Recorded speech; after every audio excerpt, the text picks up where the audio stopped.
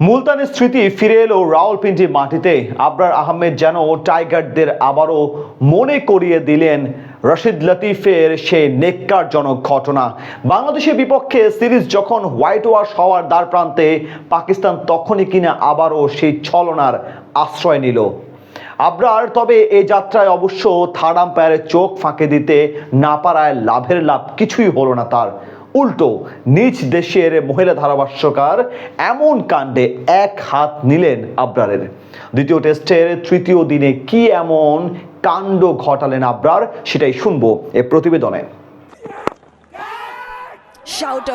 21 বছর পরও নিজেদের অনিয়ম করার পুরনো অভ্যাসটা গেল না পাকিস্তানের। এই 21 বছর বয়সে বদলেছে পুরো জাতীয় দলের সব ক্রিকেটার। উল্টো মাঝে আরেক জেনারেশন খেলা শুরু করে অবসরেও চলে গেছে, অথচ তারপরও পুরনো অভ্যাসটা পরিবর্তন করতে পারেনি পাকিস্তানিরা। এখনো সেই মিথ্যার আশ্রয় নিয়ে লাভবান হবার স্বপ্ন দেখে তারা। বাংলাদেশের সাথে দ্বিতীয় টেস্টের তৃতীয় দিনেও এমনই এক কাণ্ড ঘটিয়েছে পাকিস্তানি স্পিনার আবরার আহমেদ।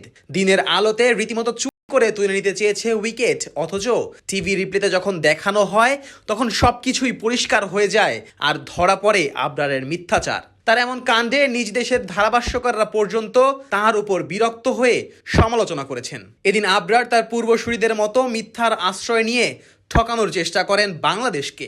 পাকিস্তানের সাথে বাংলাদেশের ক্রিকেট ইতিহাসের অন্যতম ন্যাক্কারজনক সেই মুলতান টেস্টে এমনই এক কাণ্ড ঘটিয়ে বাংলার কোটি কোটি সমর্থককে কাঁদিয়েছিল রাশিদ লতিফ। উইকেটের পেছনে ক্যাচ ধরতে গিয়ে সেটা মাটিতে পড়ে যায় লতিফের, কিন্তু সেটা জেনেও ক্যাচের আবেদন করে বসেন তিনি।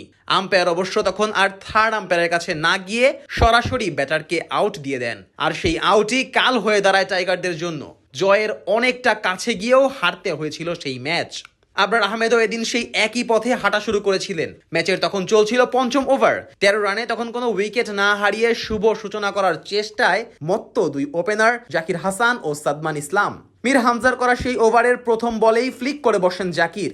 লেগ আম্পায়ারের কাছে থাকা আবরার সেই ফ্লিক করা বল তালুবন্দি করার জন্য বাঁ দিকে কিছুটা ঝুঁকে যান। বলটি আবরার ধরার আগেই বেশ ভালোই এক বাউন্স খেয়ে যায়, তবে তারপরও আবরার সেটাকে ক্লিন ক্যাচ হিসেবে দাবি করে বসে। এমনকি বল ধরে নিজেই আঙ্গুল উপরে তুলে জানান দেন এটা আউট হয়েছে। সাথে সাথেই পাকিস্তানি ক্রিকেটাররা উইকেট পাওয়ার উচ্ছ্বাস শুরু করে দেন।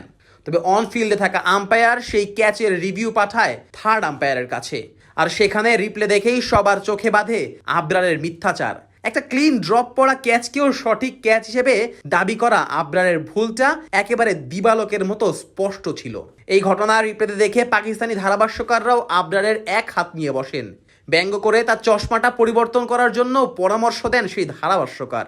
মিথ্যার আশ্রয় নিয়ে জাকিরকে আউট করার ফোন দিয়ে আটলেও সেটা দেখে ফেলে সবাই, আর তাতে পাকিস্তানিদের নীল নকশার হাত থেকে বেঁচে যান জাকির। পরে অবশ্য সেই আবরারের হাতেই ক্যাচ দিয়ে বিদায় নিতে হয় জাকিরকে। তবে সে সময় অবশ্য বোলার ছিলেন খুররাম। সে যাই হোক না কেন, টাইগাররা পাকিস্তানিদের উপর এতটাই প্রভাব ফেলা শুরু করেছে এই সিরিজে যে এবার মিথ্যার আশ্রয় পর্যন্ত নিতে হচ্ছে স্বাগতিকদের।